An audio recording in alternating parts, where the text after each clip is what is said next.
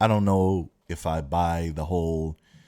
Um, I'll label it a conspiracy theory that Reggie Miller put out that Dylan Brooks was trying to bait LeBron into ripping up the Lakers' game plan, which is basically just to like attack the Lakers' depleted front court.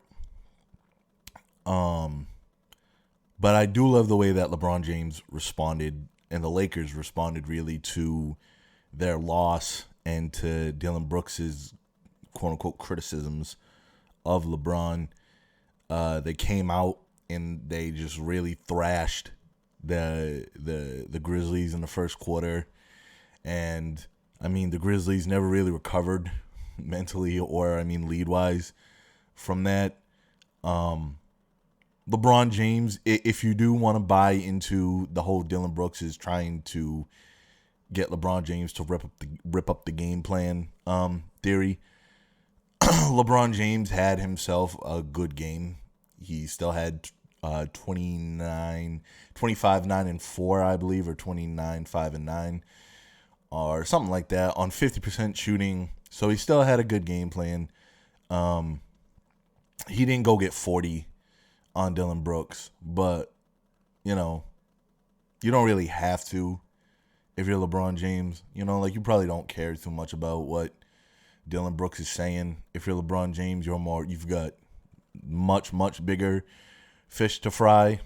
In terms of, you know, this whole MJ LeBron thing is still and will always be like hovering around the basketball world. So I'm sure LeBron is a lot more invested in that than whatever Dylan Brooks had to say.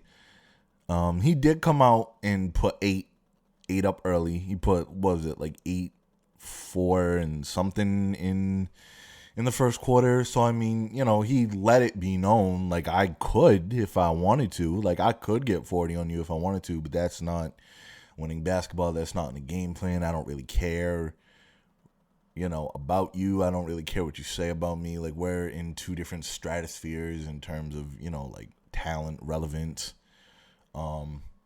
Yeah, so, I mean, shout out LeBron James and shout out the Lakers for just absolutely coming out and taking care of business and blowing the Grizzlies off the floor. Shout out LeBron for embarrassing Dylan Brooks without even making like a spectacle really of him, just kind of going out there, balling within the game plan. And I really don't think that the shot to LeBron's groin was necessarily intentional. I don't think Dylan Brooks is, you know, he definitely wasn't mindful of where he was reaching, but, you know, I don't think his goal was that, you know, if the Grizzlies were losing, that he was going to punch LeBron in the dick. But I think after you get ejected, you know, it would have been one thing if you play the whole game. And I mean, Dylan Brooks wasn't really having that big of an impact on the game anyway. So, you know, it's not like it really mattered in that respect. But I think when you get ejected, like when you leave a game early, you definitely have to confront the media. You definitely have to go answer for for your crimes, essentially. You know, you have to take responsibility for what you did, what you said, the situation that you created. And I think Dylan Brooks is soft for not doing that. You know, you gotta, when you take L's like that, you just gotta stand on it. You know, you gotta own it. And yeah, I think that was some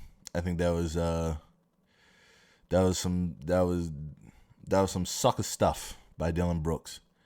Not to address the media and not to, you know, again, essentially to like answer for his own stupidity. But again, shout out LeBron James for just coming out and absolutely just whipping the Grizzlies' ass. Shout out to the Lakers. You know, they did their part too. Anthony Davis was obviously crazy at 31. D'Angelo Russell had his best game of the postseason, if I'm not mistaken. Everybody played really well. in a Lakers jersey. I mean, so yeah, I think Dylan Brooks should probably just keep his fucking mouth shut. That's probably for the Grizzlies' best interest going forward. If Dylan Brooks just doesn't talk at all in any capacity, once he averages 20 points, I think he can, he can get it. He can speak with a little more bass in his voice, but yeah, I think it would be for the Grizzlies' best interest if Dylan Brooks just didn't say anything about this anymore. Again, shout out LeBron.